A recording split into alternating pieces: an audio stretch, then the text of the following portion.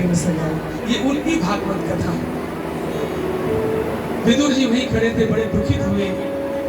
भगवान श्री कृष्ण ने कहा, दुर्योधन तेरे 56 भोग मुझे नहीं चाहिए, मेरे आज का जो भोजन है विदुर जी के यहाँ पर है। विदुर जी चौंक गए। अब विदुर जी सोच रहे थे कभी भी कुटिया में आ सकते हैं। विदुर जी बड़े बाजार में जाकर के मिठाइयाँ लड्डू फल लेने लगे और भगवान पहुंच गए विदुर जी की झोपड़ी में, जहाँ विदुरानी भजन कर रही थी। श्री कृष्ण भगवान ने प्यार से कहा, काकी ओ काकी। इतनी मीठी आवाज सुनकर के काकी का रोम रोम पुलकित हो गया। बोली कौन है भैया? बोले काकी मैं कृष्ण द्वारका से आया हूँ। जैसे श्री कृष्ण का नाम सुना सब कुछ छोड़ करके दरवाजा खोल दिया। भगवान का दर्शन करके नेत्र से नेत्र मिल गए। देखो भाई भगवान के नेत्र कैसे हैं कि मोहन नैना आपके नौका के आकार, जो जन इनमें बस गया वो उतरा भव से पार उतर जाता है। दो में से एक काम कर लो, या तो भगवान को अपने नैनों में बसा लो, या आप लोग ऐसे कर्म करो कि आप भगवान के नैनों में बस जाओ। भगवान के नैनों में बसना कोई बच्चों का खेल नहीं है।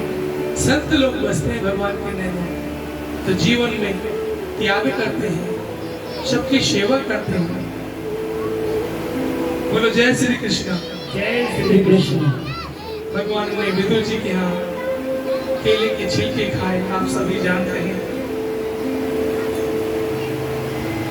आज हरि आए विदुर घर पावना, केले बड़े प्रेम से लाई, गिरी गिरी सब देत गिराई, छिलका देत श्याम मुखमाई, और बड़े प्रेम से पावना आज हरि आए विदुर घर। भगवान ने केले के छिलके खाए। भगवान अपनी भक्ति का वरदान देकर के चले गए। विदुर जी ने संन्यास ले लिया और घूमते घूमते वृंदावन में आए। वृंदावन में विदुर जी की भेंट भगवान के मित्र उद्धव जी से हुई। उद्धव जी से सत्संग किया और उद्धव जी ने उनको हरिद्वार मैत्री मुनि के पास भागवत कथा सुनने के लिए भेजा, जहाँ पे सृष्टि विषय प्रसंग हुए। ब्रह्मा जी के 10 मानस पुत्र आप लोग अपनी उंगली पे गिन सकते हो, जो हमारे गोत्र कहलाए। कौन कौन से ये 10 हैं? मरीचि, बोलिए। मरीचि, अत्रि, अंगिरा, पुलह, पुलस्त्य, ऋतु, भृगु जी, वशिष्ठ जी, दक्ष जी और देव ऋषि नारद जी। ये 10 फिर आगे गोत्र कहलाए। जैसे वशिष्ठ जी है तो वशिष्ठ गोत्र होता है, अत्रि गोत्र होता है, अंगिरा गोत्र होता है। ब्रह्मा जी की वाणी से सरस्वती प्रकट हुई, छाया से कर्दम ऋषि, कर्दम मुनि ने 10,000 वर्ष तपस्या करके मनु महाराज और शत्रुपा, ये जो ब्रह्मा जी के दाएं बाएं हाथ से प्रकट हुए थे। जो लोग पढ़ाते हैं ना कि सृष्टि का विस्तार जो है आदि मानव से हुआ, आदि मानव से बंदर, बंदर से भी मनुष्य, लेकिन भागवत कहती है हम लोग बंदरों की संतान नहीं, हम लोग तो मनु की संतान। बोलो राधे राधे। राधे राधे। मनु जी ने देखा कि पृथ्वी को एक हिरण्याक्ष नाम का राक्षस चुराकर के लेके गया है, तो प्रभु की आराधना की। भगवान बाराह के रूप में, जंगली सुअर के रूप में प्रकट हुए। एक तो साधारण सुअर होता है, लेकिन एक जंगली सुअर होता है। कहते हैं जंगली सुअर में आज भी इतनी ताकत है, शेर को पछाड़ देता है।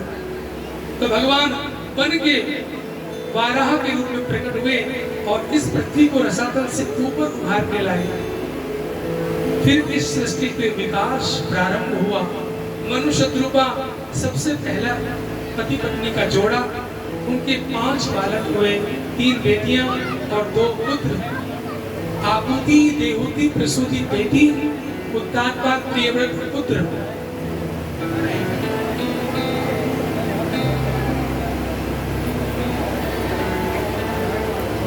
एक बार 4 ऋषि भगवान नारायण के दर्शन के लिए जाते हैं तो उनके द्वारपाल जय और विजय उन्हें रोक लेते हैं।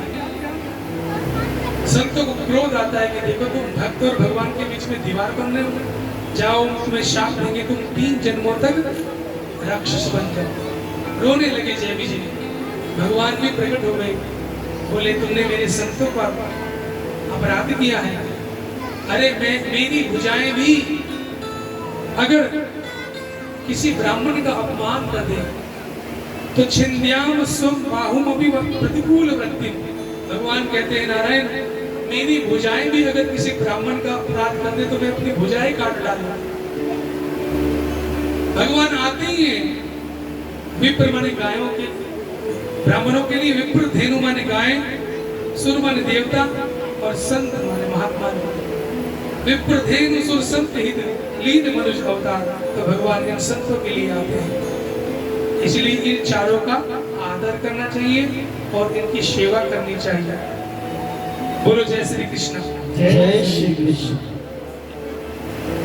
मनु महाराज की पुत्री देवहूति के साथ में कर्दम जी का विवाह हुआ।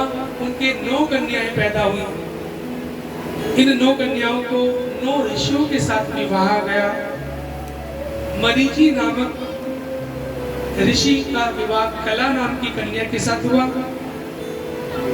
अनुसुईया माता पतिव्रताओं में सर्वश्रेष्ठ अत्रि मुनि के साथ विवाही गई। श्रद्धा अंगिरा के साथ, हबीबु पुलस्त्य के संग, पुलह के साथ में गति, क्रतु के साथ क्रिया, ख्याति के साथ भृगु और अरुंधति जी के साथ वशिष्ठ जी का, अथर्वण ऋषि का शांति नामक कन्या के साथ में विवाह हुआ। कर्दम मुनि कहने लगे देखो देवी, तुम्हारी संतान की इच्छा थी, मैंने पूरी की, अब मैं वन में जाऊंगा। बोले हे नाथ, ये कन्याएं भी अबला, मैं भी नारी, हम अबलाओं को किसके सहारे छोड़ रहे हो? हम चाहते हैं कि हमारा कुल वंश बढ़ाने वाला पुत्र भी हो। बोले देवी, इसके लिए तुम्हें आराधना करनी पड़ेगी। देखो जो भी पुत्र चाहती है, यहाँ भागवत में लिखा है, तो भगवान की आराधना में लग जाए सच्चे मन से, नेत्रों से अश्रु बात करें तो उसके यहाँ भगवान ही आ जाते हैं, भगवान अपने भक्त को भेजते हैं। देवहूति के यहाँ भगवान का प्राकट्य हुआ, वही कपिल मुनि कहलाए। बोलो कपिल भगवान की जय हो। कपिल भगवान ने अपनी माता को उपदेश दिया है, माता इस संसार से पार होने का एक ही उपाय है। क्या? कि अपने मन को सत्पुरुषों के संग, सत शास्त्रों के सत चर्चा में लगा दो तो ये मन तुम्हें ऊपर उठा देगा।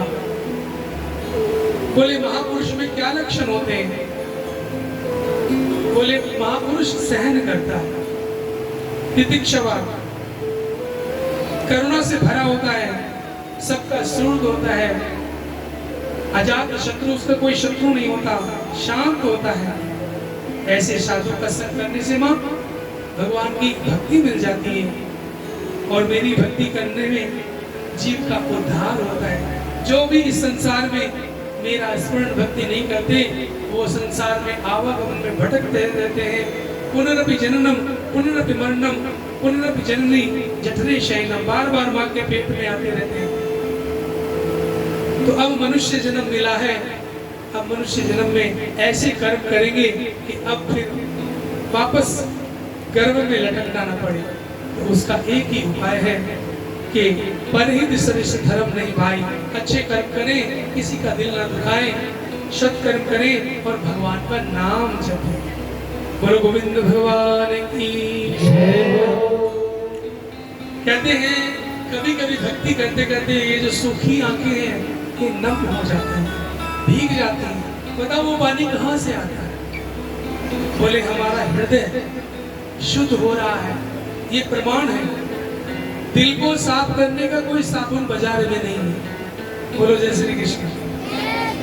कि पापी मन को धो दे, मन की चादर को धो दे और बाजार से साबुन ले, भैया मन साफ करने वाली साबुन दे दो, कितने रुपए की?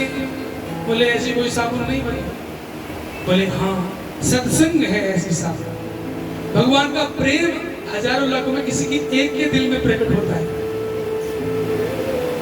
इससे पहले कथा मुरादपुरा में हुई तो एक सज्जन के मन में आया, गुरु जी गोपाल जी का कई बार सपना आता है कि गोपाल जी की मैं पूजा स्वीकार लूं अपने घर में, लेकिन डरती हूँ। हमने कहा डरो नहीं, भगवान अपने आप सब कमियां दूर कर देते हैं, भगवान को लाओ तो अपने घर में।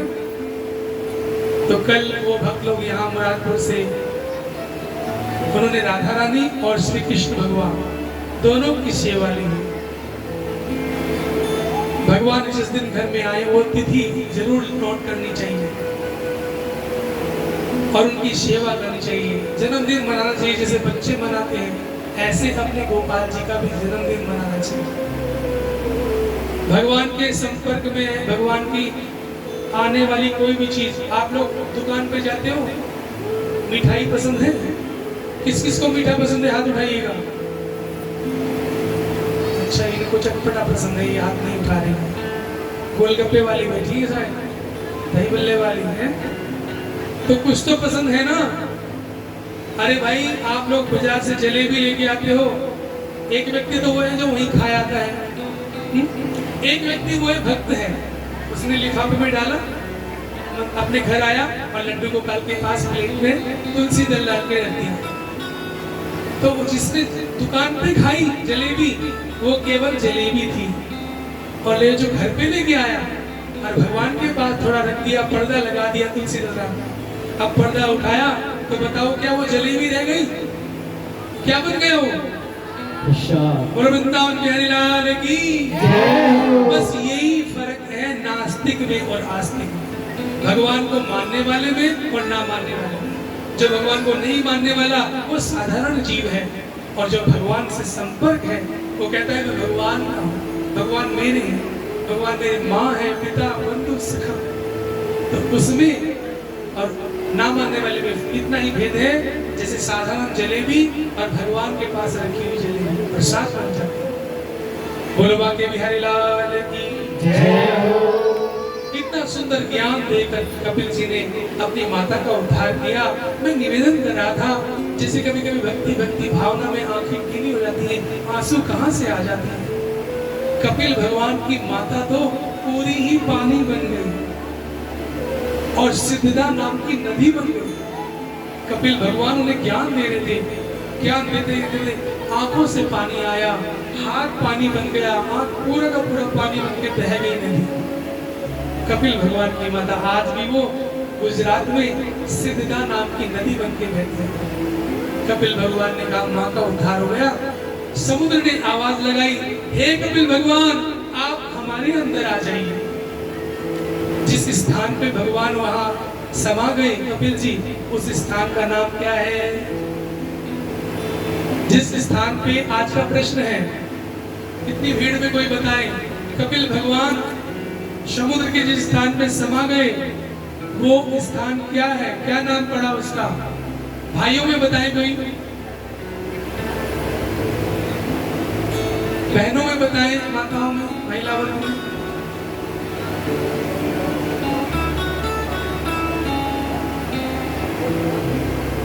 नहीं पता? उस स्थान का नाम है सारे तीर्थ बार बार और गंगा सागर एक बार, उसका नाम है गंगा सागर। इधर इनकी माता जल में नदी बन गई और भगवान श्री कपिल जी को समुद्र ने आरती का थाल लेकर के अपने में समा लिया। आज भी 14 जनवरी को उत्तरायण पर्व पर वो मंदिर पानी हट जाता है वहां से, समुद्र में से वो मंदिर प्रकट हो जाता है। लगभग पूरा साल पानी में डूबा रहता है। तो कितना चमत्कार है हमारे भारत के सनातन धर्म में, बहुत दिव्य स्थान है।